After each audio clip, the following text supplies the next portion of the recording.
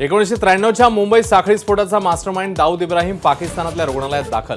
विषप्रयोग झाल्याची पाकिस्तानी मीडियाची माहिती. भारत किंवा पाकिस्तान सरकारकडून दुजोरा नाही.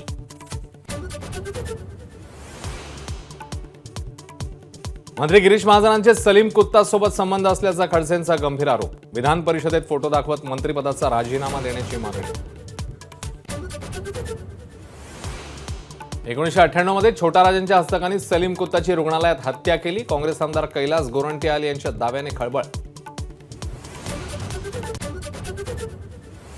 सलीम कुत्ता अजूनही येरवड्याच्या अंडा सेलमध्ये. पोलीस रेकॉर्डनुसार 1998 मध्ये मारल्या गेलेल्या व्यक्तीचं नाव सलीम कुर्ला.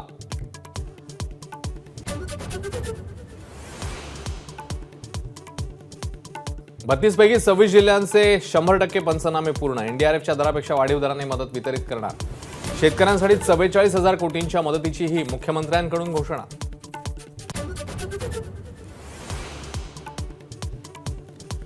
विरोधकांनी केवळ घोषणा करून शेतकऱ्यांच्या तोंडाला पानं पुसली.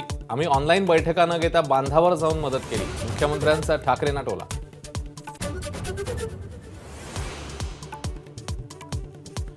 सेटलमेंट नीट न झाल्याने मोर्चा काढला का? ठाकरे गटाच्या मोर्चावर राज ठाकरेंचा सवाल. तर अदानींना प्रश्न केला, चमचे का बाजू लागले? उद्धव ठाकरेंचा पलटवार. मराठा आरक्षणासंदर्भातल्या न्यायमूर्ती शिंदे समितीचा दुसरा अहवाल सरकारकडून मान्य. मुख्यमंत्री उद्या विधिमंडळात भूमिका मांडणार. दिल्लीमध्ये मराठा आरक्षणावर पार पडली सर्वपक्षीय खासदारांची बैठक. मराठा समाजाला आरक्षण मिळालंच पाहिजे, सर्व खासदारांची भूमिका. उद्या होणाऱ्या इंडिया आघाडीच्या बैठकीसाठी उद्धव ठाकरे दिल्लीत. उद्धव ठाकरेंनी घेतली दिल्लीचे मुख्यमंत्री अरविंद केजरीवाल यांची भेट.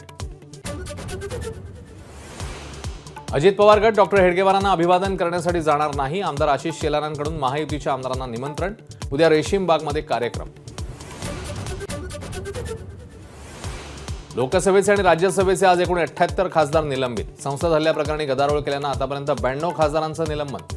विरोधकांची सत्ताधाऱ्यांवर टीका.